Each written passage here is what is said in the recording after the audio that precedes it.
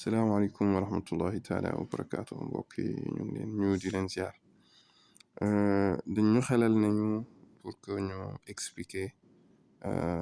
pétition bi nan lañ koy signé xam ngeen mbokk yi lancé nañ ñaari pétition pour Mame Sidy Lamine wala njabootu Ahlul Kunti donc benn bi moom mooy cinquantenaire u Mame Sidy Lamine ndax 1973 la génn àdduna ak 2023 donc ça fait 50 ans pile ñu bëggoon ko defal cinquantenaire waaye ci bés boobu bëgg nañu balaa loolu étage am bi nga xam ne mooy palais bi ñu jéem def les procédures pour dugal ko ci UNESCO ñu bëri nag jot nañ signé pétition bi macha allah ñu leen di jaajëfal bu baax a baax a baax ñi ci des xam naa ñi nga xam ne signé guñ wala ñu am problème signature peut-être ñoom la ñuy defal vidéo bi. bu ko defee ñu nekk à l'aise pour mën a signer pétition bi et que ñu jot suñu objectif bi nga xam ne moom la ñuy rechercher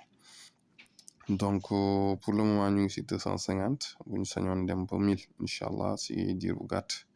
voilà donc balaa loolu nag ñu taxaw foofu jàllale suñu nuyoo ak ziar ak feddali suñu kóllëre ci kër gi ak liggéeyal mag ñi waaye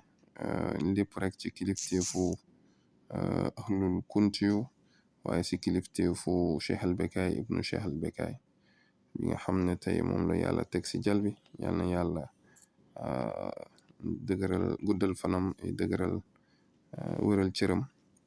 waaw donc may ko santé may ko wérgu yaram waaw donc ci loolu pétition bi bu ñu ko jëlee mooy bu étage bi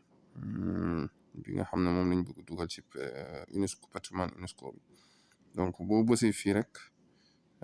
da lay yóbbu ci benn page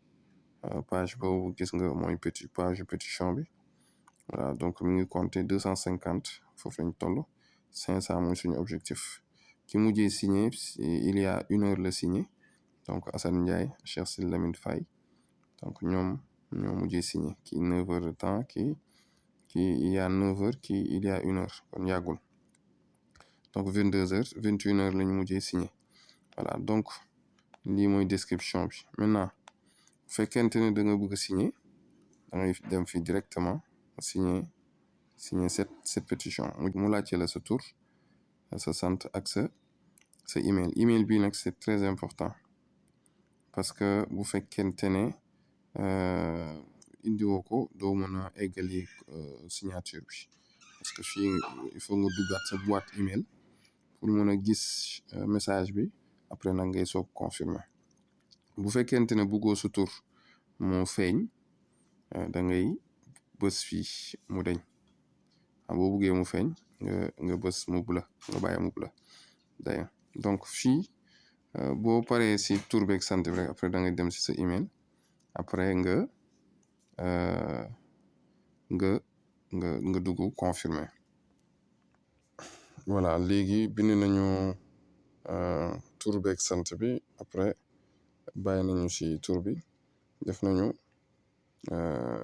email bi donc léegi dañuy signer pétition bi ñu commencé kon signer maintenant gis nga première étape bi jàll nañ ko mu des deuxième bi troisième pour egg nag deuxième bi troisième bi ndax ñoom ñu leen jublu mooy maanaam ñu yokkal la pétition bu ko defee yow boo signé dafa mel ni signé nga pour 100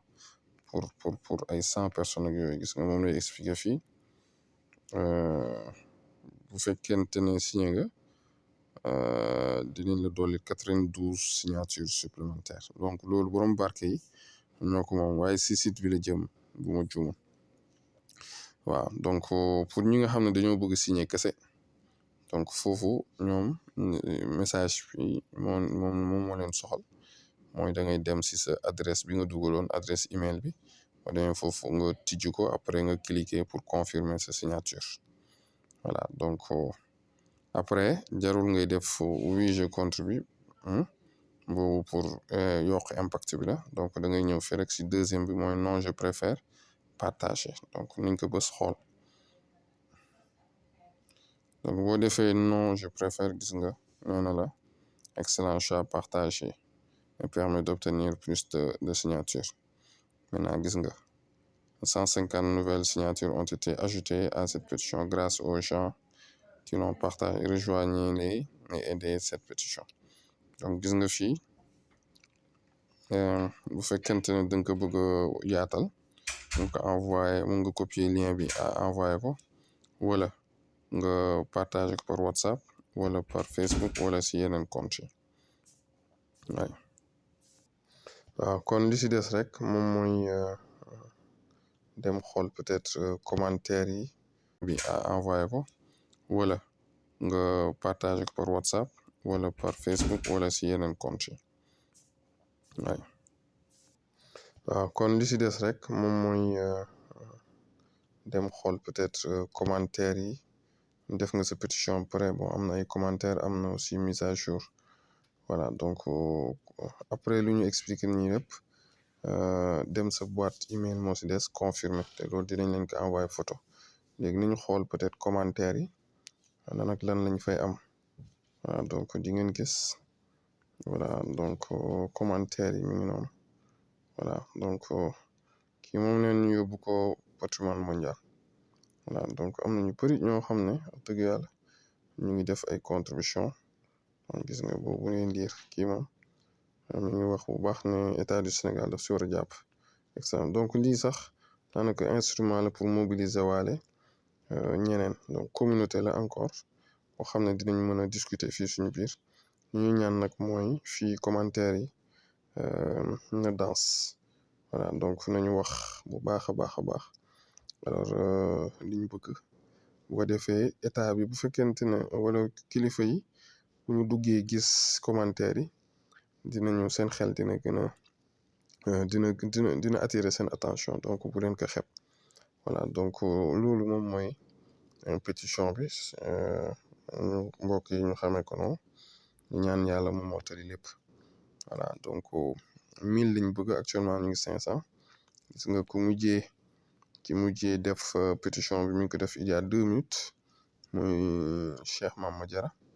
voilà sànq ñu ngi doon wax Assane Ndiaye moo si ñëwoon il y a 1 heure de temps donc ki mujjee mooy Cheikh Mama Diarra 2 minutes ñu ngi ñaan ku nekk dugg mu xool vidéo bi gën a yokk doole pétition bi bu defee mu jógee 251 dem ba 1000 boobu nga xam ne soxla nañ ko avec beaucoup de commentaires beaucoup de partages mais aussi beaucoup de vues donc ñu ngi leen di nuyu di leen siyaar di leen gërëm di wax si turu ADN Ndiassane développement bi porté projet bi waaye di wax it si turu projet mooy comité pilotage projet cinquantenaire u Cheikh Sidy Lamine Bou après ces 50 ans après ces 50 ans à partir donc de la date de décès donc en 1973 2023 jërë ngeen jëf